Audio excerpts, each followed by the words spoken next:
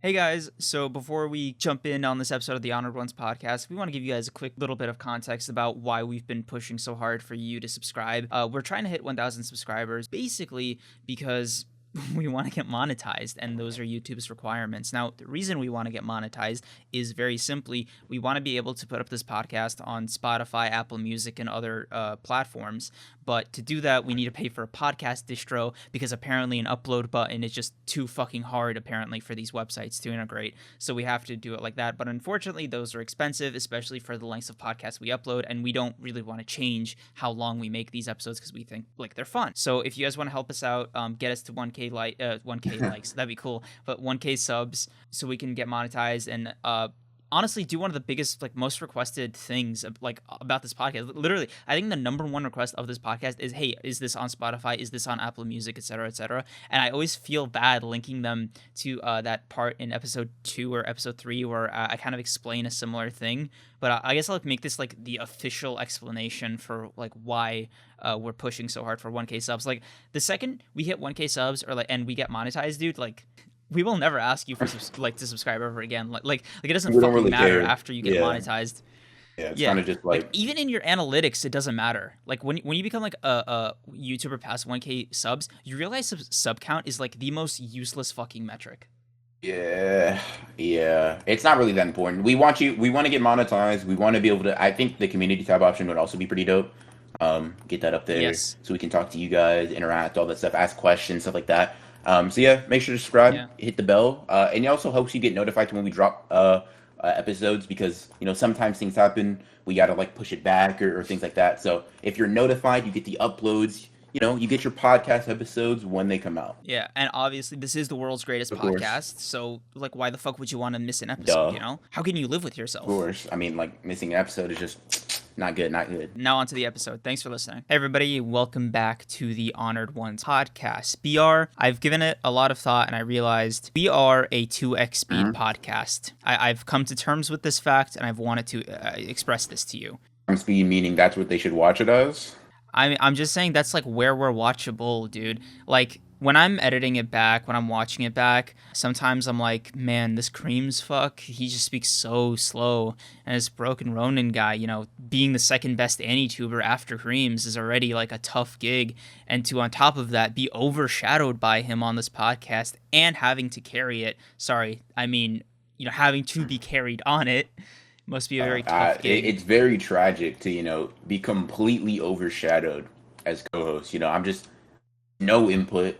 I'm just kind of being like shafted in the creative process, and I honestly think I have to hand in my resignation letter soon. I'm going to be honest with you. No. We're a family here. Toxic, So there's no quitting. toxic. Hey, just heads up, guys. You ever looking for a job and they called you family? You're about to get used and abused by that company. So Yeah, you're not clocking out at 5. You're clocking out at 9. No overtime. and I think that kind of segues nicely because we're talking about capitalism and how wonderful it is. Are we starting this way? Isn't it kind of crazy how we focused on All for One, the most evil character in the series, who happens to be a capitalist himself? I think that's pretty interesting. We got All for One kind of like evilly talking about how his plans are like inconceivable to even be like thwarted or whatever. And I think this chapter was pretty good, but I think you feel a little bit more strongly about it than I do. So I'll let you kick off your general thoughts, the positives and things like that, because I saw you popping off on Twitter a little bit talking about how good it was. Yes, sir. And I even told it to you privately, bro. This chapter, 10 out of 10 for a My Hero chapter in a while. Not since before the Stars and Stripes arc have I felt like this like way about a My Hero Academia chapter. I mean, everything from the acting with Aoyama and Deku, the setup for All for One. Horikoshi also really popped off with the art in this chapter, especially on All for One's character design. He looked menacing. He looked like extra Darth Vader-y in this chapter.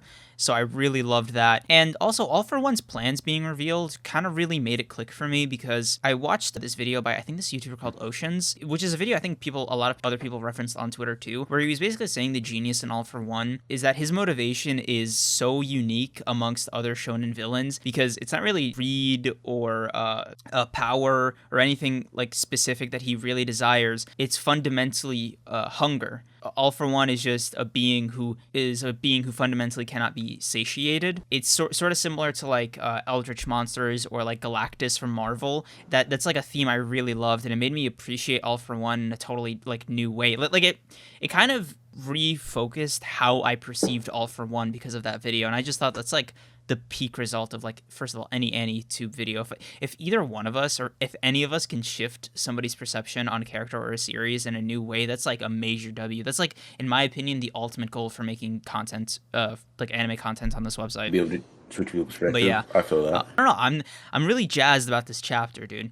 We're gonna have to take it like a little bit piece by piece because it was mostly just revealing All for One's plans that took up like the majority of this chapter. But like, damn, I just loved it. What about you? The chapter was pretty good. I think it was pretty dope. I would say 10 out of 10 for sure. I think hater Ronin. Yeah, I'm a hater. But I think the chapter was good. Aoyama's acting or whatever with Deku, maybe the only one that just didn't believe it, I guess. I don't know. Everybody, I saw like people on Twitter being like, holy shit, like that was such like a double fake out. But I was like, dude, Yes. They talked about this already. Like Aoyama, like Deku was literally like, I have a plan to use Aoyama, and then didn't speak on it. I was like, I felt like it was super obvious Aoyama was being used to double fake All for One. Literally before that, All for One was literally flexing how he has the ability to see through other people's deceptions, and it still worked. Like that should have been like you accepting this information, like, oh yeah, he has this quirk. There is no way they can lie to him. Therefore, Aoyama's twist would have been perceived as legitimate, which is how I perceived it. Yeah. And then, for that big double twist, that was fucking cool. Props to Horikoshi, because I don't think there was necessarily anything that he did poorly. I just felt like it was so obvious that he wouldn't have All for One pull up on Deku alone. I don't know. I just felt like something it was almost like, okay, we know that he had a plan for Aoyama, right? We already knew they had the intentions of using him in order to lure out the villains, right? So even Deku being alone in and of itself is already suspicious, right? There should be no reason that like most essential person to this entire battle is alone with the previous traitor unless there's a specific plan in place. I don't know. Like, maybe that's even more to Horikoshi's credit. Maybe that was the point. But I just feel like everybody freaking out about like, holy shit, like he double faked this out. I was like, it was gonna be a fake out for All for One, but I definitely was not like, oh, Aoyama, how could you do this? It just seemed like, okay, so he's tricking All for One until he sends a signal out with his naval laser or whatever, right? So I perceived it. It was still a good chapter. There wasn't anything wrong with it. All for One's plans being solidified and explained in a very outright manner is cool. I think the double page spread where the villains come out of the portal is pretty dope. I think the other double page spread where the heroes come out was also pretty cool. I think it was a solid chapter. I think where my sort of enjoyment lacks is the double fake out just didn't even click. It was just like, that's not what this is going for. It's not. No, we could just chalk it up to your poor reading skills. It's no big deal. My poor reading skills allowing me to predict the actual future. Yep. I agree. But, bright side of this chapter, fucking arc finally started. I was really on my last legs with this fucking series and all these stupid setup chapters. Hatsume, dude, I almost dropped My Hero Academia. That chapter and the second Uraraka chapter, ooh, I was done. I was ready to fucking bump Horikoshi off my amazing mangakas list. Yeah, I always believe the setup's gonna pay off. That's what I think. But I do think that Horikoshi is fast tracking us into the end of the series, kind of, which I think is interesting. I find the lengths when certain manga end to be insanely fascinating, right? Because in a story like One Piece, for example, being as deep into it as I have been, and small One Piece update for anybody who cares, including you. I mean, you're gonna have to listen to it even if I couldn't. But I'm now around 700 chapters in, right? I alternate between the manga and anime. I'll be real to everybody watching or listening. One Piece has arcs that are very hard to watch when there's not a whole lot of world building and it's purely about the story of the arc. So what I do is I just can't stand to live through that with the anime's pacing and all these intros and shit. So I just like read the manga to like get up to the parts that I think are like way cooler animated like fights. With that being said, I just started Dressrosa. So like I mean I just started it, like maybe 2 chapters in. And based off everything I've seen of One Piece, right? These last 700 chapters or so, and kind of vague idea of like where it's at right now, I can say One Piece is not ending for at least another 5 to 7 years. There is not enough like resolved to get there. Like there's just so much left to do. And it's absolutely bizarre when you think about it like that, because One Piece is older than me. And the fact that it's not even like remotely done, even if you want to say, oh yeah, the end of Wano is going to be 80% of the series being over, that's still 80% of One Piece, right? So that 20% that's remaining is still going to be 20% relative to One Piece's length. So 20% of One Piece is like another 200 chapters. 400 chapters, yeah. Because I'm rounding up because Wano still isn't done. Yeah. So like I don't know, I just think about it like that, and I wanted to quickly come out here and express that sentiment. But the larger point I'm building to is that One Piece's length, despite how long it's been running, is still not enough to justify the story that's left. Whereas in a series like JJK, you feel like Gege has like maybe like on a terrible day, like he's just feeling absolutely lazy with condensing everything, another 250 chapters left. Mm-hmm. And I am being like, I'm highballing it like crazy, like to 250, right? Making for a total of just under 400 chapters or just over 400 chapters. I'm not great with math. The level of completion would honestly be relatively similar when you get down to like finishing the main story. And I don't know if that speaks to like Oda's and Gege's writing styles as like, you know, do every last detail, make sure everything is like absolutely everything is covered, and one is just like I gotta stop drawing Gojo or I'm gonna fucking kill someone. Seems to be a time thing. Like seems to be like an era thing. Like manga in general just aren't as long now as manga were back then, or manga like in One Piece that started back then. I mean, newer series like Attack on Titan started and ended with less than 200 chapters. My Hero is gonna start and end within the scope of 400 chapters, probably, like maybe a little bit more. Jujutsu Kaisen's gonna end within that 400 chapter range. Haikyuu ended within that 400 chapter range. Versus like Bleach, like Gander 700 chapters, Naruto 700 chapters, One Piece, thousands, not thousands, 1,000 plus chapters. Hajime no Ippo, 1,000 plus chapters. Like it just seems older school manga kind of like prioritized being longer. I mean, even Demon Slayer, like Shonen Jump's like newest, super was, like, short. What was it? Like I don't know, 200 chapters, like 200 something chapters. I mean, yeah, it was like 20 volumes. Yeah, or something. I mean, manga just are not bent on being as long now. They have a story they want to be told.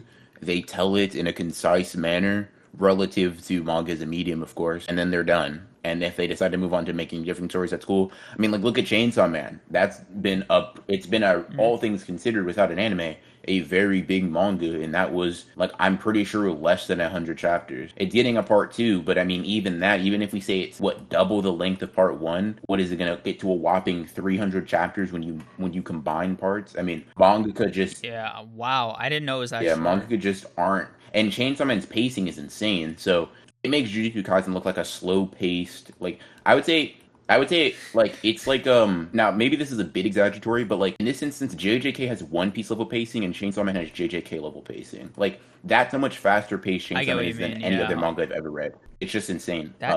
Would you recommend it? Kind of depends. Like, I think it's a good manga. I haven't reread it like I know I should, or at least I haven't reread it completely. Because of that fast pacing, I'm just going to be completely honest, I don't understand it to the degree I get other manga, so I rank it relatively low, I feel like. I have it like a 7 out of 10, which is a good it's a good ranking, I guess. But I mean, if you were to ask me, hey, what is this, like, what do their characters mean? Fuck, I don't know. Like, I can barely, I don't know what they're, like, oh, this character symbolizes this, like, and I typically... That's almost an unreasonable standard to hold yourself to.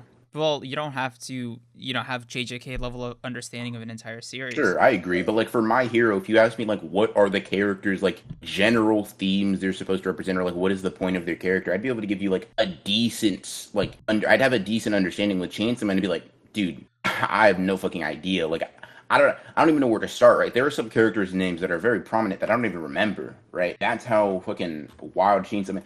like it's such a fast read that if you don't take time to sit and like digest what you read, I could probably read Chainsaw Man in a couple of hours. Not like in a day, like give me 2-3 hours. I could read Chainsaw Man if I wasn't trying to get it. Like if I wasn't trying to, actually consume the story for enjoyment, but just read for the sake of reading and completion, would it be hard for me to finish that in a couple of hours? This is a very interesting direction we took this, because I've been wanting to talk about mangakas for a while now, Mhm. and we'll get back to My Hero in a sec. I just really want to explore this a little bit further. When it comes to like pacing an anime, or sorry, pacing a manga, both pacing a series, right? Mhm. I find that there are like three tiers to it. Like we mentioned before, there's like the older generation that was just hell bent on like it's going to take, a long time, or I need to make it last a long time, or I don't even really know what the motivation is, because I'm thinking about it in big three terms, right? Again, excluding Garbage, which people commonly refer to it as Naruto. The actual like two good shows of that era, One Piece and Bleach, were pretty long. I mean, okay, first of all, Bleach compared to One Piece in terms of length is basically My Hero Academia difference. Like that is actually that is the tangible difference in length between my Bleach, a fucking 700 chapter series, compared to One Piece. It's literally My Hero Academia's run in between, which is just a really funny thought experiment right there. So give you guys something to chew on for like relative amount of time there. But I could imagine Bleach going on for like 50 more chapters, 60 more chapters, to like really flesh out the Thousand Year Blood War arc to presumably what Kubo would have wanted to stretch it out Mhm. to.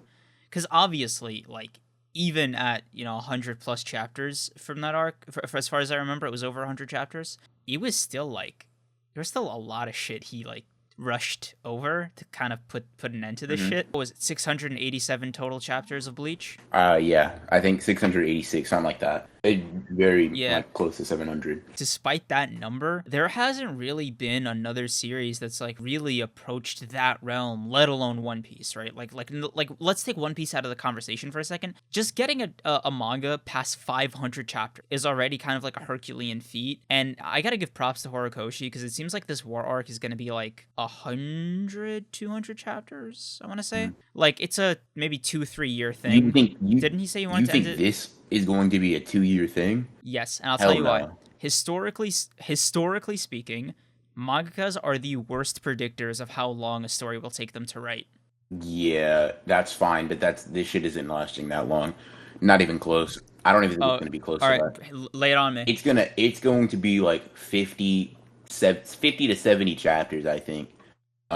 It's like it's just the way stories are structured, right? The final act, the climax, is always going to be drastically shorter than the first act and the second act of the story, right? Because the first act you need to establish your world, your characters, all that bullshit, right? The second act you need to build Right. up to the climax, to the conflict, right? The big bang of the story, if you will. Right here, I Mhm. feel like this is where we're at. Like, I mean, we already been in the final act for a little bit, but I think the final act just demands that it is shorter. Now, most of it should be action. Most of it should be they're fighting, and while they're fighting, they're representing their different themes, all that shit, whatever. But it just has to be much shorter. Like, I just can't imagine it.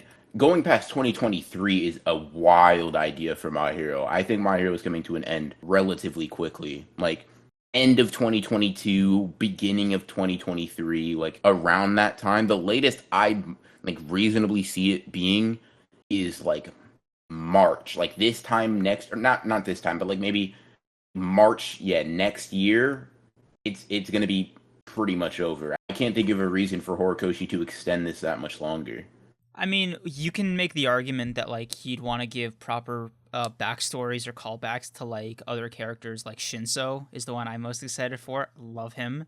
I think he might be my favorite like non-main character from My Hero. Now that I think about it, you might have to do some shit for the villains. Honestly, the biggest thing I want to see is some kind of justification for the spotlight he's given Spinner, because like it's so hard to take this guy seriously as a main character. Like Horikoshi's trying his fucking best, but I think like Spinner's just so lame that he can't write him better. Like, okay, hear me out here, right? Spinner's powers are basically sticking to walls, and that's it. Like he's such a lame villain that it's so hard for me to take him seriously as any kind of A, real danger, and B, as a character, he's pretty timid. Like, he's very followery, and the fact that he's being set up to, like, be the fucking mutant Malcolm X is so bizarre because he just doesn't have those characteristics of a leader, as far as I've seen. Like, I don't know, am I crazy? Like, I feel like that's a good reading on Spinner. I mean, I guess I don't think he's supposed to be intimidating because of his powers, though. Like, he's not like Dabi or Shigaraki. Yeah. It's just he has an army of people who are willing to do whatever he desires. That's what the second point was about.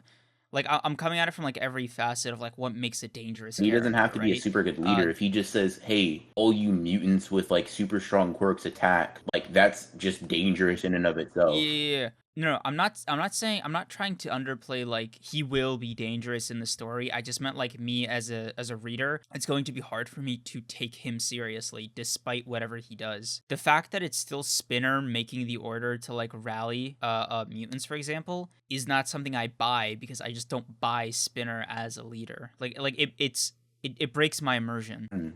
I mean, I guess so, but I mean... Like, where is all this Spinner standmanship coming from? Whoa. I mean, I don't care about Spinner. I just don't think it's very hard to believe, like, hey, if he rallies, like... It's kind of been a part of his character the entire time. Like, he wants sort of, like, this acceptance in society and things like that. So I feel like him rallying for that with people that are very like him is just... It just makes sense. Yeah. You know, this is one of the hardest things I've ever had to explain to other people. When I make points like that, I think people hear I hate this or something along those lines, or I'm calling, like, the author, like, bad, or, like, they're not able to write it. But the point is, it's like with Orihime all over again, right? They are objectively a well-written character. It just, like, I don't personally buy it as a reader, right? Like, that is my bias there. Like it just doesn't work for me specifically. It's not really a reflection of, like, the author's ability to write it. I mean, I get it, but there's just not very many ways to respond to that, like, that sort of thing outside of, like, not responding at all. Oh, I was more like, okay, like, disagree, agree, like your personal take on the character. I mean, I don't give a fuck about Spinner, but, like, I mean, I think Horikoshi has to execute on, like, Spinner versus somebody. Like, this speaks volumes to his importance. But I mean, like, I could care less. Like, you can. Spinner's probably, like, very important to making a larger overarching point about my hero and, like, acceptance and things like that. But I feel like I'm just not interested in that. I don't care about that, really. I want to see Shigaraki's resolution, him being saved, however that saving happens. Toga being saved, however that saving happens. I want to see Dabi. I'm very curious if Horikoshi goes the saving route, or if Dabi is, like, going to burn himself up in, like, his own hatred and vitriol for Endeavor. And I'm also very interested in seeing how he handles All for One's conclusion. Genuinely can't believe you're on Team Save over Team Kill. I think Team Kill is like, borderline stupid. I think Horikoshi would have to become, like, the best author ever for me to be convinced that Team Kill makes any sense with how he's built up my hero. Okay, fine. Let me change Team Kill to Team Death, right? Because there's a difference. Team Death is just they die either by, like, heroes killing them or by some other means, like maybe, like, their own actions, or it's that, like, fucking Black Widow sure. choosing to go over the cliff. I don't care if they die, thing, but right? but saving, but, like, Team Save doesn't exclude dying, though. Like, those two things aren't exclusive. I think it does. Because with my hero, like, it's that meme, like, what kind of villain gets arrested? I mean, like, it's already been stated outright in my hero that, like, saving somebody can result in their death. Like, Gran Torino was telling Deku before he went on his, like, vigilante bullshit. He was like, dude, like, killing somebody is a form of saving them too. I just don't think Deku's gonna go down that route, and I don't think it would make much sense for someone like Deku to go down that route. I think that, I mean, I can't say the specifics, but I think that, like, the best you're, like, for all the people that, like, are, like, you know, bloodthirsty, just want him to die type shit, I think the best you're gonna get is, like, them dying, like, All for One, maybe not necessarily killing Shigaraki, but, like, I don't know, Shigaraki's, like, quirks reject him as he becomes, you know, whatever. Because I think the saving is just gonna be more of, like, the characters coming to terms and, like, finding inner peace, because Toga and Shigaraki are, like, pretty messed up internally. They've been shown to have just, like, severe mental issues, right? like Toga's with self-acceptance and being accepted by society, and Shigaraki with his quirk and everything like that. Like I feel like if you're just going to be like, damn, we're just gonna kill him and then like let the cycle continue and be like, dude, that's such a lame conclusion. If they die without being saved, like, okay, I'll put it like this, right? If they die after being saved, I don't care. But if they die or are killed before like the saving that I'm referring to happens, once again, I'm not gonna say it's impossible because I don't want to speak in absolutes, but Horikoshi would have to become the greatest writer ever and masterfully craft, like somehow like play some like Jedi mind trick on my head in order to like convince me that that's good. I just like am 99% sure it's going to be ass if he does that. That'd just be such a lame, like not like from a personal enjoyment standpoint, from a writing standpoint, like that shit would just be garbage in my opinion. I want to put you on the defensive Sure. here. What is saving like for each character in your opinion? Like give me your It save just has theories. to be like I can't give the specifics because I don't know how Horikoshi wants to execute it, but it's just literally if you're able to give this character a sense of inner the turmoil that he was dealing with is Oh, not necessarily an issue anymore, right? But if Toga I dies get what you feeling mean. unwanted by the entire world, or Shigaraki dies still like itching to destroy everything in his path, like that's unbelievably Okay. lame and unsatisfying. Okay, I see what you mean. All right, that makes way more Yeah. sense. Like I like can you So imagine how I lame it would be if like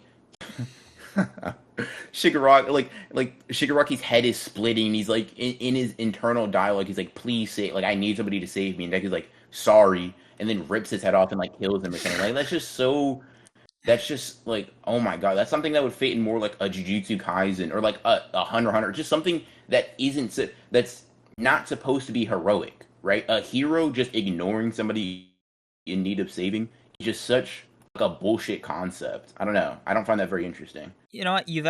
That's a really good point. I like the idea that you can save them by letting them die, not directly killing them.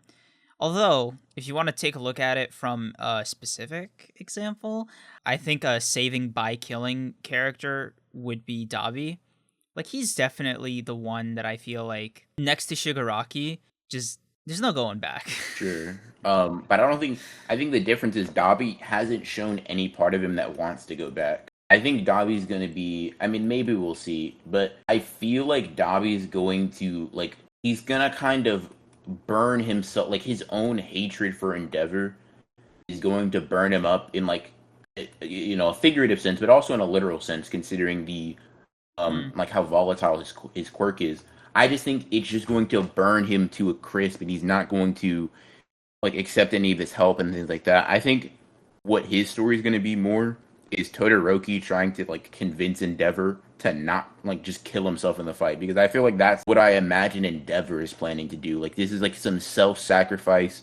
I'll take Dobby with me, and rid myself or rid the world of like my sins type thing. And I feel like Todoroki is going to be right? attempting to stop that. I could be wrong, and I wouldn't be upset if I'm wrong about this, but I feel like Dobby is not the type to be saved. He's not necessarily like he's not an all for Like one. he's too far Yeah, he's gone. too far gone, and it's not because like the evil actions he's done. Right? It's not about that.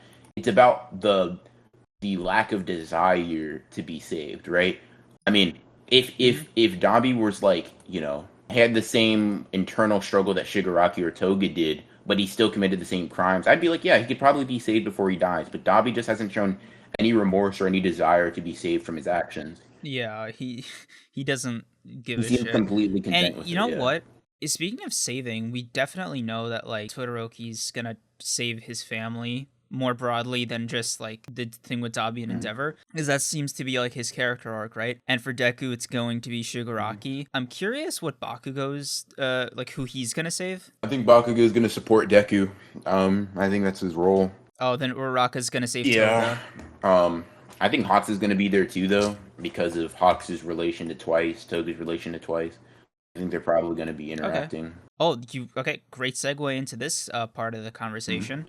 we've established that like the heroes are gonna try to save the villains, right? And whether or not they die is gonna be like up to Horikoshi's writing, which I have Sure. faith in. You know, despite how this podcast has come across these last few Mhm, weeks, mhm. the villains are definitely gonna try to kill the heroes, Yeah. like straight up. So predictions for hero deaths? I don't know. That's a good one, I guess. Maybe Endeavor. It's a war, Endeavor's right? pretty high on the list. I don't necessarily think All Might for All Might. You me. think so? Maybe. It almost feels like All Might's kind of overstaying his welcome a little bit. I could see that. I think that. Let's see. Like even in the manga, it's kind of a meme. He's like you're just kind of loitering. Yeah, maybe. I'm thinking Endeavor. I'm thinking maybe Aoyama. Really, you're expecting student deaths? No, that's fucking bold. Yeah, I mean, I hope at least. I mean, if we're gonna go down this like people start dying, I hope it's not just people I don't care about. Like if Fat Gum dies, like dude, I don't give a fuck about Fat Gum. Like Fuck you. I give a fuck about Dude, Fat Gum. I love he's Fat Gum. so boring. Cool. Boring. It's not like he's. I don't think he's. It's not like he's bad. You are It's a not like hater. it's not like he's particularly bad, but no, like, dude, I wouldn't have even noticed if, like, I have the manga panel pulled up right now, and I barely recognized that Fat Gum was in here. I just said it. I only mentioned Fat Gum because I have the manga in front of me. Bro, you are an S tier hater. This is crazy. No, Fat Gum just doesn't do shit. Like, he's just lame. Like, list off some of the things. Like, give me reasons why I should care about Fat Gum. I'll wait. All right, that fight that he and Kirishima had against Rappaport, I think was That's his the name. reason to care about Kirishima. That was a dope fight for him, not for Fat Gum. No, cause Fat Gum, like, he's stuck by his student, dude. He backed him up. He like did the encouraged literal him. bare minimum He as a always hero. Nice. he always encourages Takamichi or Takamichi. What the fuck? Oh my god, I don't know. Like, I've been watching a lot of fucking Tokyo Revengers videos. They've been popping up ever since I watched yours. Fuck, what's his name? Tamaki. Yeah, Tamaki Yamajiki. Dude, like, okay, I feel like doing the bare minimum does not make make me care about the character. Okay. Like he's a hero that does semi-heroic shit. Like I don't know. That's not like oh I now care about them. Like even cool characters like Mirako, right? I kind of care about Mirako, but if she dies, I'm not gonna be bent out of shape over it. And she actually does cool shit. Like there's no way someone like Fat Gum was ever gonna make me care about them. Fine. I'll hit you with the curveball here, all right? Character I think is definitely gonna die just because that seems to be the pattern with every fucking battle. Aizawa. Last one, lost his leg. One before that, his eye. This guy is just kind of running on empty right now. And I think the war arc is just he's out the door basically. Like him, All Might, and Hawks are my top picks for like hero deaths. So I think Hawks is pretty high on the chopping block. I mean, Hawks and Aizawa, I'd probably be like, damn, that kind of sucks. Like Aizawa specifically, be like, shit, that one kind of hit. Like that's a meaningful death. So do none of the teachers like do it for you then? Like who? Like All Might dying, yeah, that'd matter. I don't know why. Like Aizawa dying, that'd matter. Like you seem to favor like student deaths having more emotional impact, which I don't disagree with. I just don't think that like it almost feels like some of the older heroes have to die on principle. Yeah, I mean, like I think, like okay, list off the characters that you think will die, and then I'll just tell you like why. Like, or yay or nay, whether or not I would actually care. Including teachers Yeah, and that's students? fine. Or Yeah. Wait, and villains, right? Yeah, that's cool. 1, Aizawa. I'd care. 2, Mirio. Mirio used to be cool, but he's kind of a bum now. I mean, I guess I could care. What? I could care if, like, he flashbacks to Eri or something. Yeah, that could make me care. But that's kind of up in the air. I don't think it's gonna happen. That's up in the air. Because he already lost his powers in the overhaul arc, so I think it'd be kind of like repeating itself a little bit if it was him. Tamaki. Dude, no. Just no. Like you can't fathom Tamaki. No, not Tamaki. No. No. I can fathom him dying. I just don't care. Oh, okay. It's not gonna be like any of like the main 5 of the kid. Ida. Yeah, I'd kind of care. Yeah, I'd care. I think that's fair to say I'd care. Aoyama. Yeah, I'd care now. No, yeah. That actually speaks volumes to Horikoshi's character writing. You know, he really tidied up Aoyama's character in these last 4 chapters. For sure. I think so. He made Aoyama from a character that I just simply didn't care about to, a pretty cool dude. What's his Oh my god! I hate that I started it with "What's his name" because it really kind of defeats the purpose of the question I'm about to ask you. Birdhead. Birdhead. Tokiyami? Dude, I don't give a fuck Yeah, about Tokiyami. I really don't care. I actually liked him a lot during the first couple arcs, like the training arc when he was on Deku's team, and his internship with Hawks was pretty cool to see. You can definitely see that they're kind of setting up a Deku All Might situation with him and Hawks. Okay. Especially after, like, I remember after Hawks killed twice, and Dabi was like beefing with Hawks, like he wasn't letting him escape, and then Tokiyami had to step in. Yeah, I do remember that. Yeah. I don't care. Like, I mean, when I say I care, like, I'm kind of assuming, like, okay, I have some sort of emotional, like, investment with these characters. I simply don't. Oh, big one. Here's the big one. There's a serious argument to be made for this. I just want to know if you're going to agree or not right off the rip. But I will explain it if you disagree. Bakugo. I'd care if he dies. I can't really see him dying. I can. Okay, so do you want to hear the argument? So the argument for Bakugo dying at the end of My Hero Academia's war arc goes like this, right? Bakugo is kind of a weird character when you think of My Hero Academia in terms of like young generation, old generation. Sure. Because you have Todoroki being like the new Endeavor, you have Deku being the new All Might, you have like Tokiyama being the new Hawks or whatever. And Bakugo isn't necessarily in a position to like take over for anyone. His quirk is like, you can make the argument, oh, he's probably like the next best genist or something, right? Because like obviously that was his mentor for a time. Mm-hmm. But if he dies, it makes sense because his character does not extend much beyond his relationship with Deku. And I think after Shigaraki dies, gets imprisoned, saved, whatever you want to call it, there's not much that he needs. Like that scene where he jumps in front of All for One's, or I guess awakened Shigaraki's skewers, blades. Okay. You know that thing that he has? Yeah, I know what you're talking about. It kind of, to me, signals a self-sacrifice to save Deku's life. The scene will go something like this. Shigaraki's on the ropes. He's like down on the floor. Deku's trying for like the third time to save him. Shigaraki's like internally, this fucking idiot's trying to save me again. Okay, I'm gonna fucking play possum. You know, he's gonna reach out his hand in friendship, yada yada yada, turn on his fucking disintegration, and then, you know, Bakugo, reacting in the nick of time, pushes him out of the way, gets fucking disintegrated before Deku's eyes. That's how he dies. Do you think the same thing that happened before is gonna happen again? Or at least a very... Yes, but this time it'll be like All for One takes over Shigaraki's body. You know, like it'll be a thing where like Shigaraki's like fighting for control on the inside. Deku's like, oh, let me try to save you, or fight him. Shigaraki, you're better than that, or some shit like that. You know talk Nujutsu. Sure. You're familiar. You watch Naruto. Mm-hmm. Sure.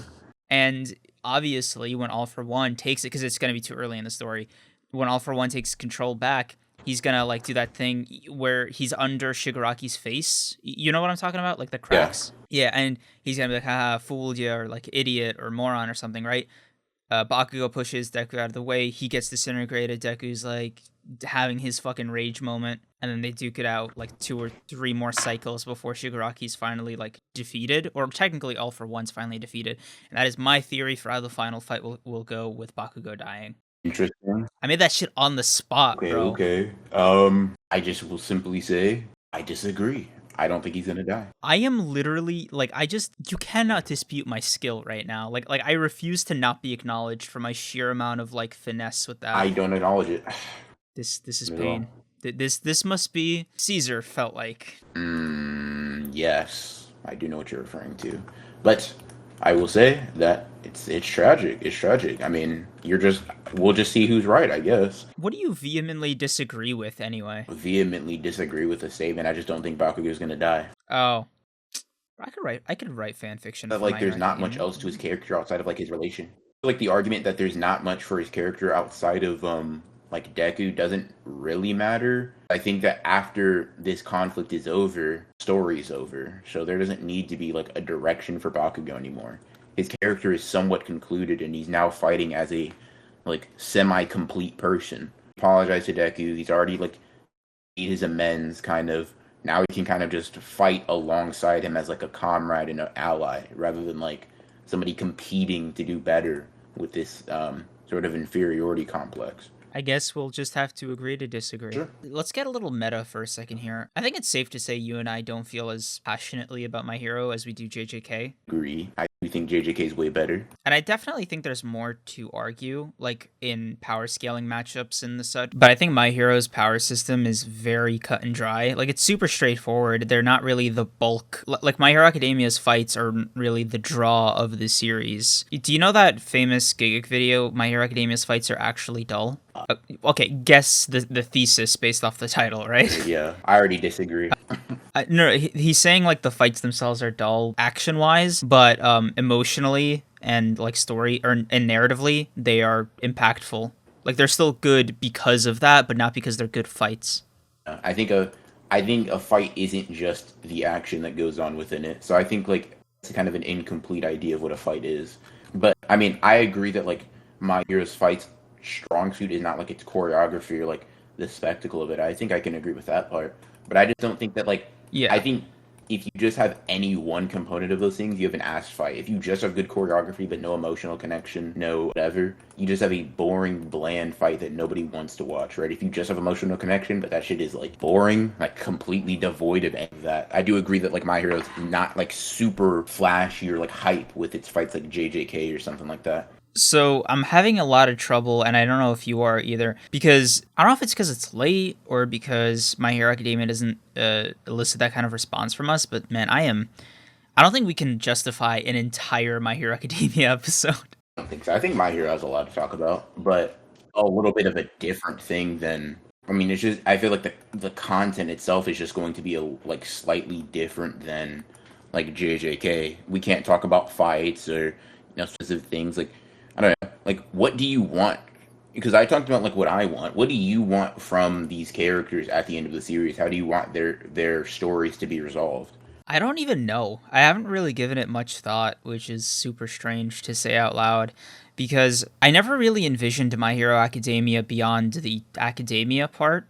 Like, it was kind of, to me, set up in a very big three, like the story's gonna take years to finish kind of way, where you have to watch these people grow up, after a time skip, like to basically be the greatest heroes, right? But My Hero Academia is progressing a lot quicker than I think even Horikoshi predicted. And I mean like in story, right? Like in the real world, its pacing is a whole other issue, but I meant like within the chronological time in the story, it's only been like less than 2 years. So I never really expected it to just enter the war arc while Deku was like a sophomore in high school. I don't know, like it never occurred to me. Like I'm having trouble believing it's the end. Shonen. I guess I'm just in denial. I mean, like most war arcs happen when they'd be really young. Blood War arc happened when Ichigo was a sophomore, maybe a junior. Okay. No, but Shibuya okay, first, happened. Yuji's a freshman. Hear me out. There's a few differences there. One, Ichigo as like a 16-year-old looks so different from Deku as a 16-year-old, which is just really funny because like Ichigo's really built different, dude. He's like he looks like 6'3". He's fucking jacked to all hell. Like he's really like he looks more like a grown ass man than like, you know what I mean? I definitely don't get that vibe from him, but I guess he looks older than Deku. But I mean, the point I'm making is just it's a shonen. Like I'd be more surprised if I know. if they weren't in high school fighting. Like it'd just be. My whole thing is just with Ichigo, his progression was way more rapid than Deku's is, because Deku still has like 20-30% control of his overall powers, and by the time the Thousand Year Blood War arc came, Ichigo was like the fourth strongest being in his verse. You know what I mean? Like there's a massive difference there. I get what you mean. And with Yuji and Megami and all that, like first of all, Shibuya wasn't really the big war arc in retrospect. Like I don't even really think the Cullen Games is the big war arc, if we're being honest. There's still like first of all, just to address this really quickly, there's no like progression in JJK powers. You know what I mean? Like you're more or less kind of hard set with the powers you have, generally speaking, like as a sorcerer in JJK.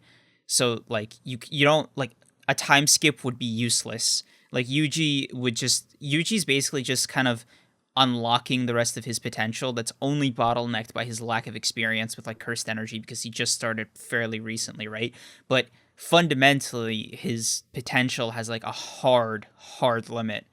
And that's not including like the Sukuna story aspect of it, but like that is where I see the difference in like JJK and Bleach, for example. If you want to take it from like a different perspective, like Asta and Black Clover's war arc is happening right now. You know what, dude? I don't even talking about Black Clover just drains the hell out of me. Okay, Black Clover is like so fun, but it's really frustrating that none of them die because it kind of makes the fights really predictable. It makes the arcs really predictable. I'm sorry, I lost my train of thought here. I need you to like reel me back in, dude. I mean, I'm gonna be honest with you. I had no idea where you were going with it because I feel like I just forgot the general like scope, because you were making a kind of an argument about like, okay, Ichigo's different because he can get a lot stronger and things like that. But like, I don't know. I feel like JJK characters can do that too, though. I mean, hard limits are things that I think are imposed by like a technique, and then by like your own imagination and mental abilities, I think. But no, but there's the 80-20 rule. Sure, but what is that like? But that refers to curse technique, which is fine. No, doesn't that refer to like overall skill as a sorcerer? It just literally says that like techniques are 80% intrinsic and 20% like you can learn them. Meaning like basic Shikigami, you can learn how to like bring down barriers. Oh, like okay. I mean, I guess that's cool, dude. I don't know, man. My Hero Academia's power system is just literally physical traits, and they're not really obeyed like that. Like, okay, do you want to get into the weeds with power systems in anime manga? Sure.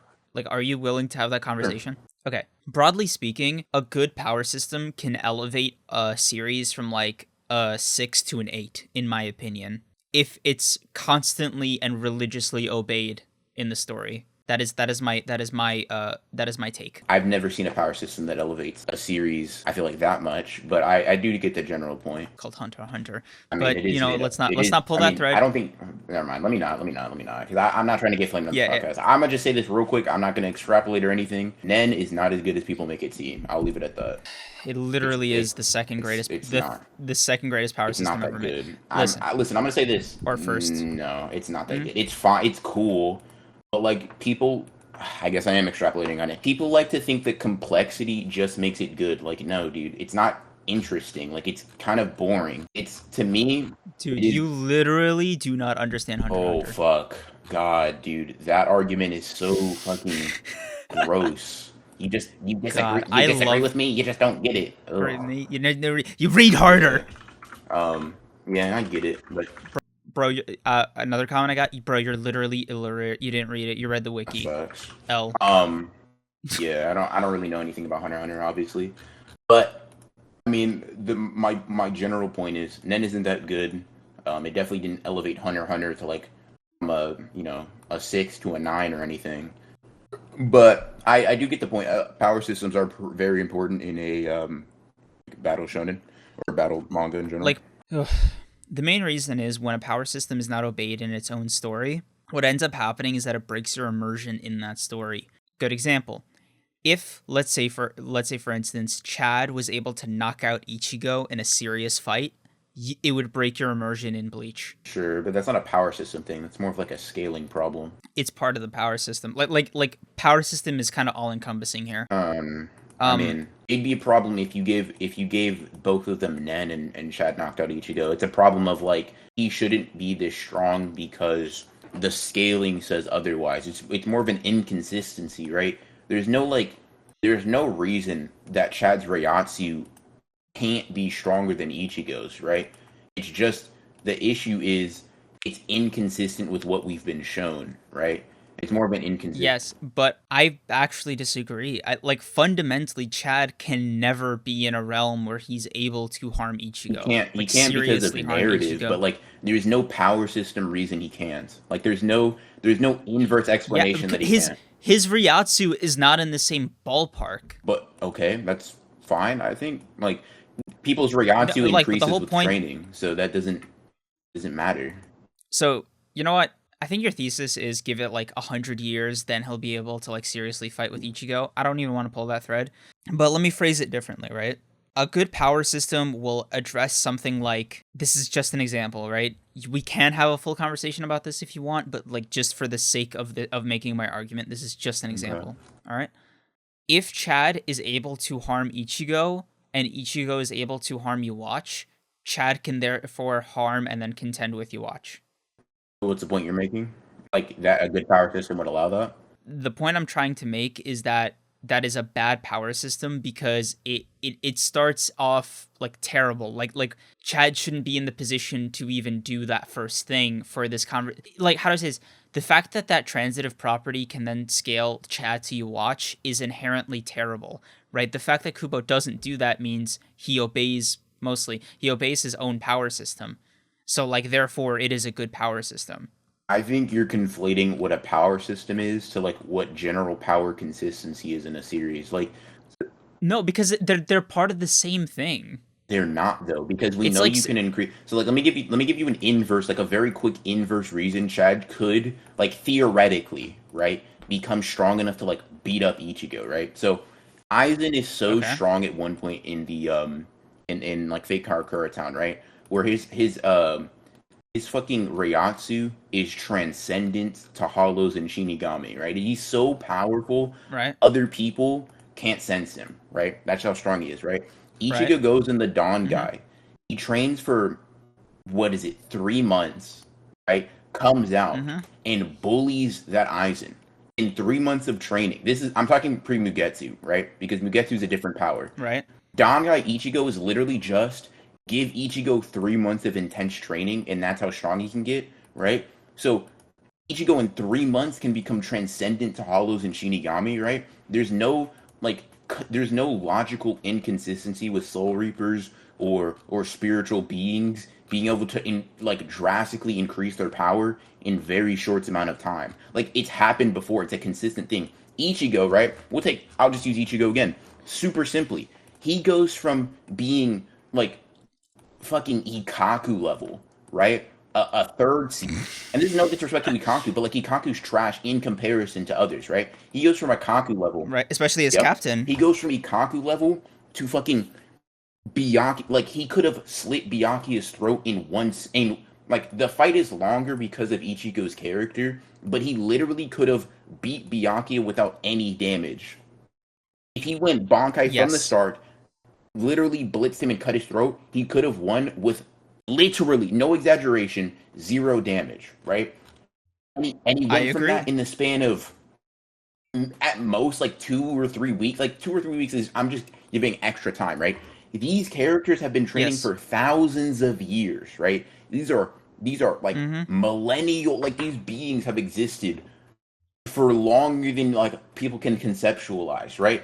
But Ichigo is able to get this strong in months. There's no reason that this power system like would make it so Chad can't. It's a narrative thing, right? You could say, oh, Chad doesn't have this potential, but that's not a power system reason. That's his own that's his own limitations or whatever. But even then, we see in Bleach, you can break that shit because once again, becoming transcendent mean like these limits that Hollow and Shinigami have, they don't apply to you anymore because you broke them. Well, Ichigo can do that through training. So it's not like Chad becoming super strong is inconsistent with the power system. But if Chad pulled up to Ichigo, knocked him out, and then didn't go to fight Yhwach, right? That would be weird because it's showing inconsistencies. Like the inconsistency is Ichigo one-shots or Ichigo gets beat up by Kenpachi, right? Kenpachi then loses to Chad, and we're talking straight power here. If Chad loses to Ichigo, that's bad, not because of the power system, but because it's inconsistent, because those things don't reconcile properly, right? Ichigo's weaker than Kenpachi, and Kenpachi's weaker than Chad. Then there's no possible way, if it's just about strength, Chad should be weaker than Ichigo. So it's an inconsistency thing. It's not a power system thing. Bleach's power system allows for you to get like exponentially stronger in a couple of days. No, dude, I'm sorry. Like this is just wrong because like I have objective evidence to show you can grow exponentially stronger within a short amount of time, right? You have no evidence to show Chad can't do the same thing. So you just don't have an argument. That's what I'm saying. Yes, Show I okay, do. give me Because evidence. Chad was training. Bro, literally, Chad had like 3 different trainings, like off screen. He did get stronger, but it wasn't as exponential as it was with Ichigo. But there are canonical reasons why it What was so explosive for Ichigo. Chief being that he is a very, very, very special, very rare being. So, Sure. like his, I won't use like, Ichigo. I'll he's use a still, different character who's not stated to be like this super powerful hybrid, right? Renji goes from hmm? being shat on by like Stern Ritter fodder to being able to be like this actually threatening, like, it's kind of a meme, haha, Renji's like weak as fuck or whatever. But like Renji after his Yes. training up at the like the Soul Palace gets super strong, right? Rukia, because here's the thing, Rukia over the span of Bleach, right, is like lieutenant level throughout most of it, right? Then she gets one Sure. special thing of training.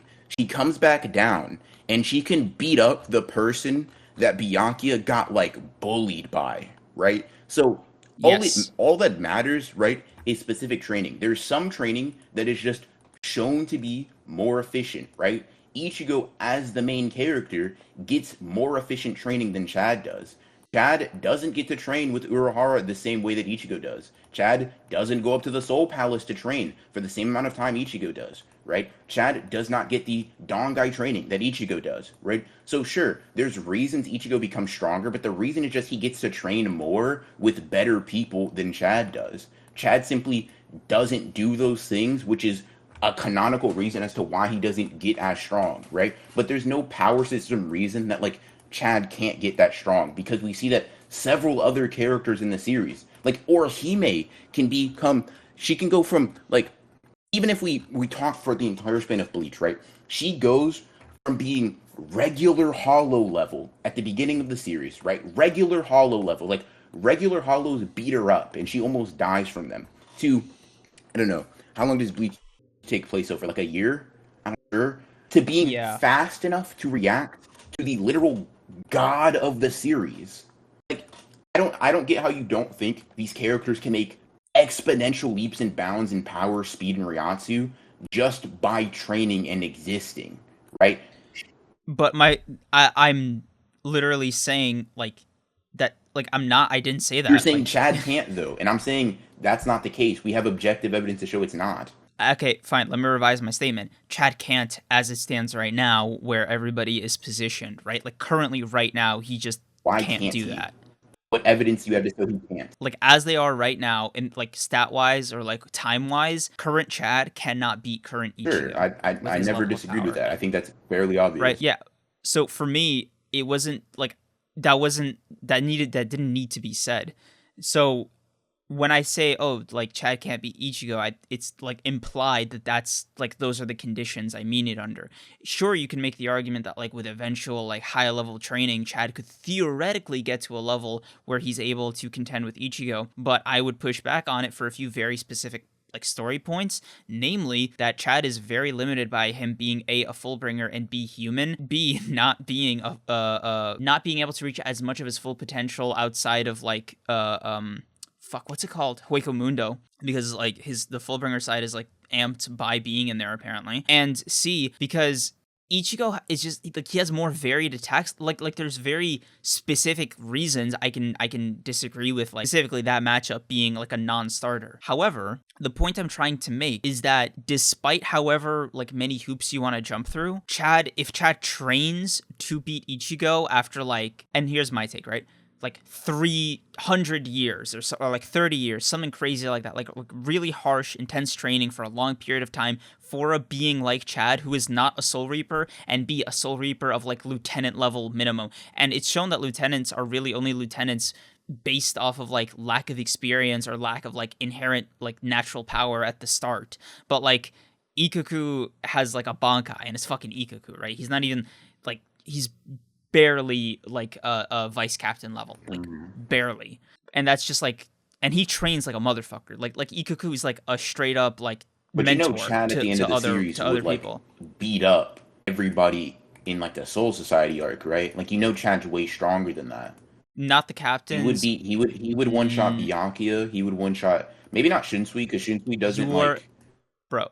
Are you crazy right now? Like what the What are you fuck? talking about? Like Chad gets What are you talking about, yes, Chad? Chad by the end of the series would one shot them. Yes. Are you serious? Like, are you fucking with Okay, me? let me put it like this, right? You know those Okay. Privaron Espada, right? Like the guy who Mm-hmm. calls like Ichigo Nino all the time, right? Nino, So yeah. the Privaron Espada are like all relative because they're all like fallen Espada, right? They're all like failures that Right. are like not able to be in top 10, right?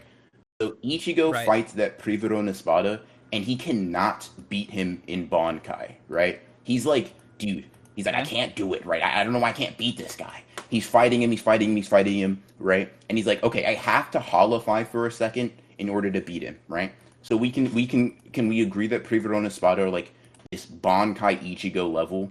At least Bankai Fresh, fresh Bankai Ichigo level. Like he a just got it no, a more matured Bankai Ichigo than the one that fought Byakuya. So a more seasoned Ichigo. by like by like a few That's fine. months It's or still weeks. I forget a the more yeah. seasoned Ichigo. Even if we say they're just the same, Yes. Okay. right? Chad then goes on to like he like evolves the arm thing. He's like, yeah, I have the arm of the devil, and then one shots his Right. Priverona Espada, right? So if we agree Priverona Okay. Espada equal Bankai Ichigo, and Chad is like one shotting his Priverona Espada after evolving, and you just have Chad over 90% of Soul Society characters. I mean, you can disagree, like, okay, he's not stronger than Aizen, sure, Yamamoto, sure, but like he's one-shotting most characters. Like he's beating up Byakuya very easily because Byakuya, we already agreed, if Ichigo took it seriously and wasn't himself, like if he basically wasn't as like, you know, You forget that Byakuya also had a power up of his own to the point where like refighting as not was just you're not. not. Did It wait? wasn't Hold on. worth his time. Maybe you misunderstood me. I'm saying Chad would beat up like you were saying he's not even lieutenant level, right? And I thought you were talking about like the lieutenants when we're introduced to them. So what? No, I am always speaking in like present tense of like the most recent chapter. So like the Hell arc or You know what? No, because we haven't really seen his feats in the Hell arc. okay, So I'm gonna like to the last chapter of Bleach. okay, sure.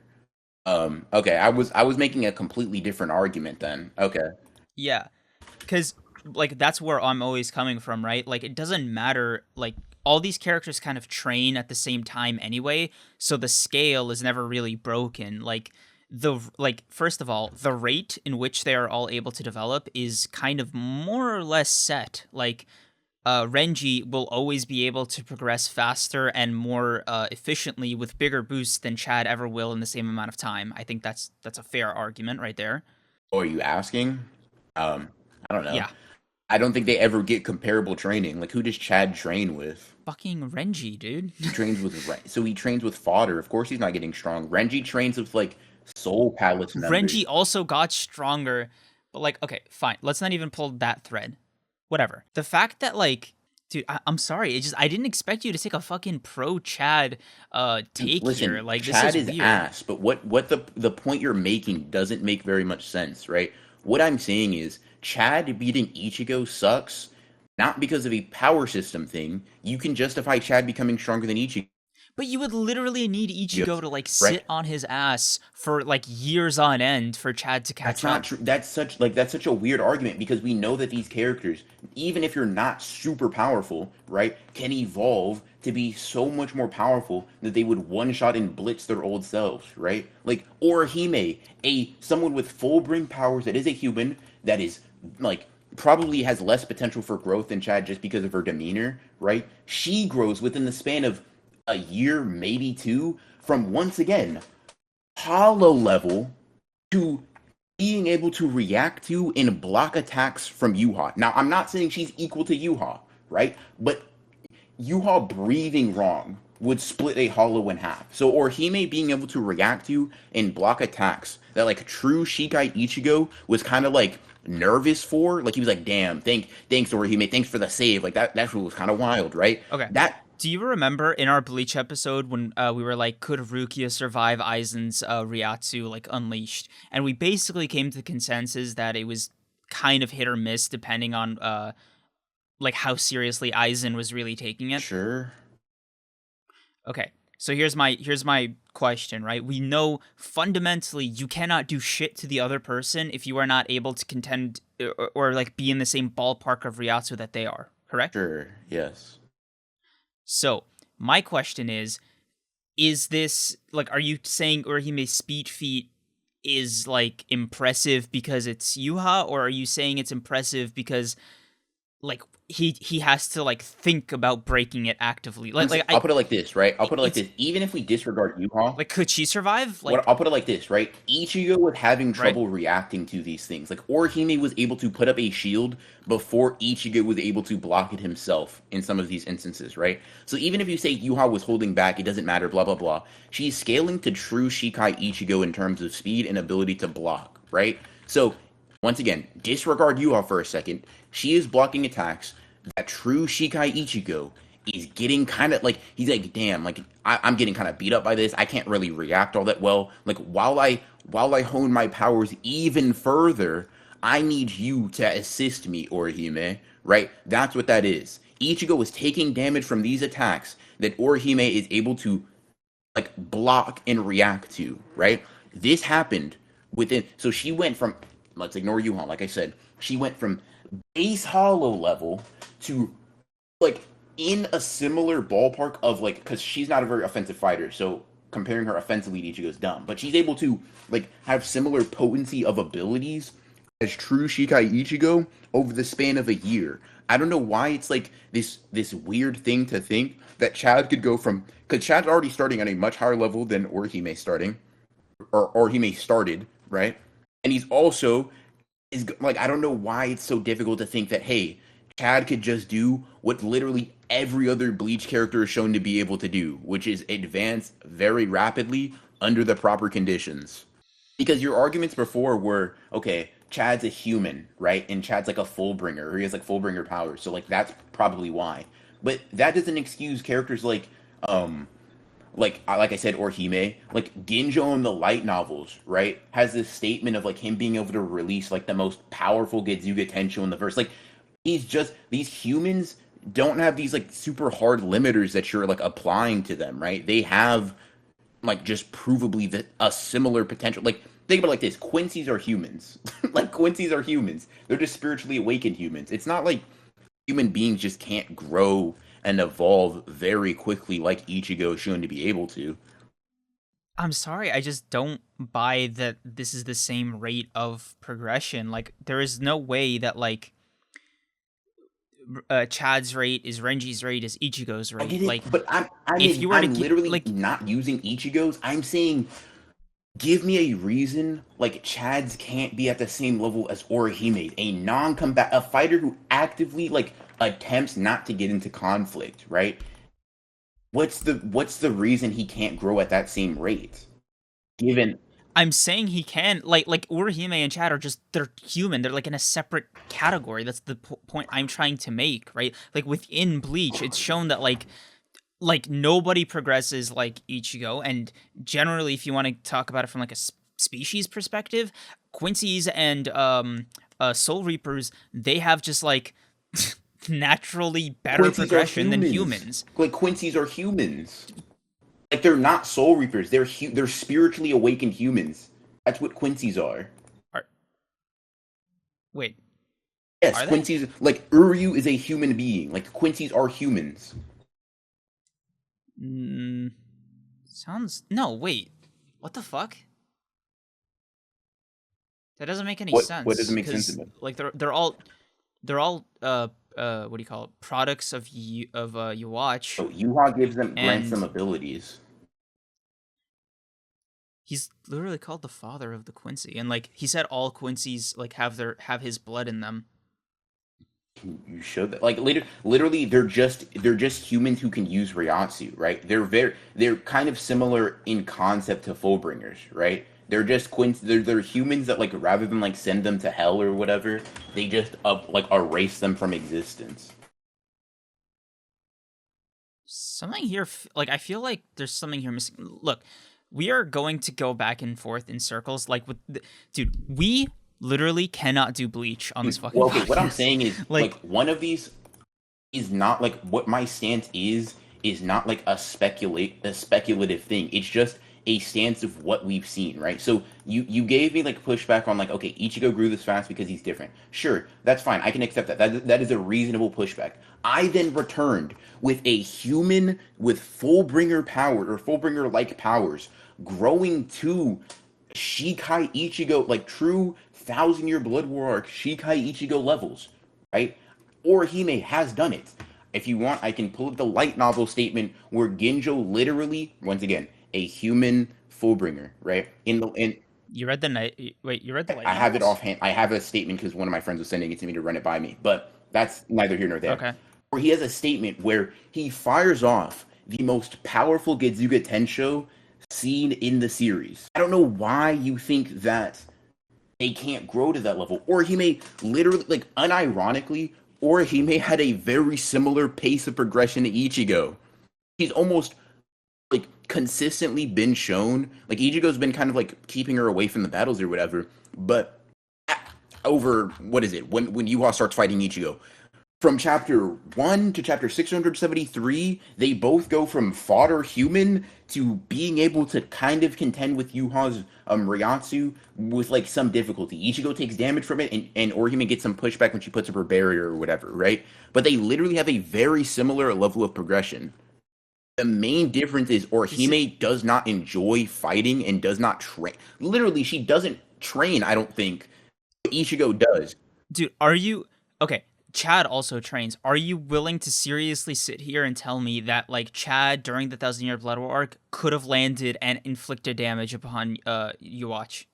I don't know. I don't know Chad scaling. I can't even tell you if or when Chad shows up in the arc. I'm gonna be honest with you. Like but like the point I'm trying to make, like, sure, I'll even concede to you that like they have been growing exponentially, and like the Thousand Year Blood War versions of them are just absolute fucking units compared to when the series started, right? Like I'll even give you this, right? If you were to take Fullbringer Chad post Thousand Year Blood War arc, or around that's the end of the series, right? And you were to put him like during the Arrancar arc, I think honestly he could have folded Noidora. I am willing to give you that in terms of Chad power scaling, right?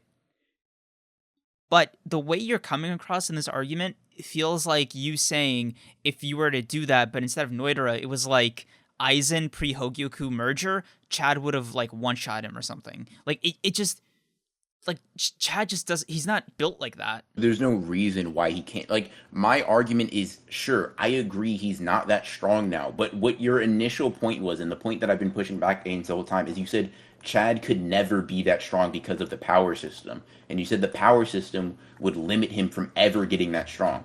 I don't disagree that Chad probably isn't that strong comparatively right now. I like literally have no qualms with that. What I'm saying is the idea that Chad could not get that strong, or the power system, or if he did, the power system would be like inconsistent or broken. I just think is like you can prove that that's not the case. Like there. This is the wildest art. Dude, I'm sorry.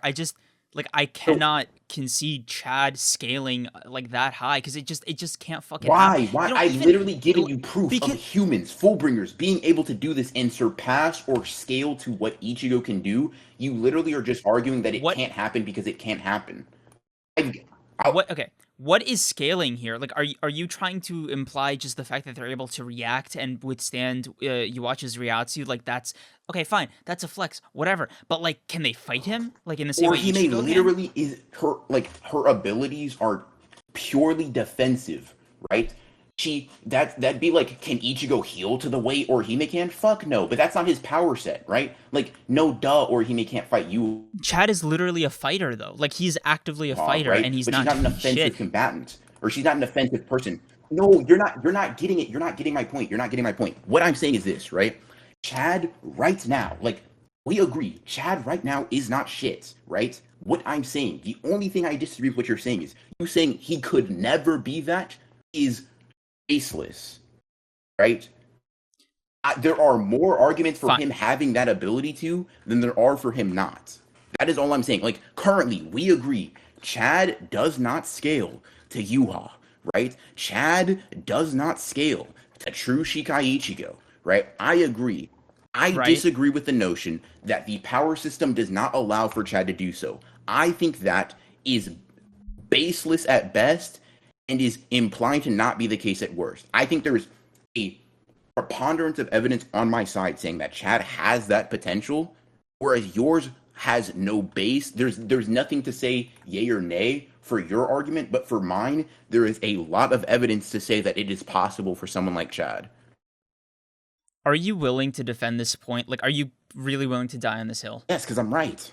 Like that's okay. Fine, dude. Say this shit on Twitter. I want to see people's replies to you. Like, please tweet this shit out. I want to see you defend. What this do you shit. mean with no? Like, if I just say, "Hey guys, Chad could be as strong as Yhwach," that means like you have to have the context of this conversation, or else I just sound like I'm fucking crazy, right? You could say anything out of context. I will literally after this podcast, I will clip this section out, like just that take. Do I have the access to like a Twitter fucking like live stream things? I'll go on right now and like explain. Like I'll have a class session as to why Chad could have gotten that strong, or we could continue this on there. Like I legitimately think there's just fine. We could do like a Twitter Spaces thing. Yeah. But like, how do we do that, dude? I'll do that right now. Yeah, okay, we'll do that in a bit, but like, dude, this stun lock is like driving me crazy because it seems like we're just arguing in circles here. Yeah, I mean, it's something we'll have to have resolved on the space. Apparently, I guess we'll see. Because like, dude, if we keep going down this, right, this is gonna be a 3-hour podcast. I could already feel it. But yeah, I can see that. Bro, no, I mean, no offense to you, for how heated this got. I hope we're still buddies. Of course. I can get like passionate about something without like being mad. It's just, again, I'm right. Sometimes it's hard when people won't accept you're right. Let's not go crazy. I can't believe this was supposed to be our fucking My Hero Academia episode, and it ended up being like a fucking Bleach clash. We gave My Hero a good 55 minutes of content. I feel like that's good. Good. I'm ready to just kind of end this episode right here. We can do that. Is there like anything else that you wanted to talk about before we go? Not go? particularly. Yeah, not really. I feel like we kind of covered everything that I think we wanted to. We kind of talked about the ending. I guess shout outs. I'll say to I really do apologize if I butcher the name. Siva Akil for the asking the question for us to talk about My Hero. We got a good My Hero semi episode in, so I do hope you enjoyed. Yeah, sorry about the Bleach stun lock near the end. Yeah, but I do hope you enjoyed the My Hero conversation. Shout out to you for real. But that's all.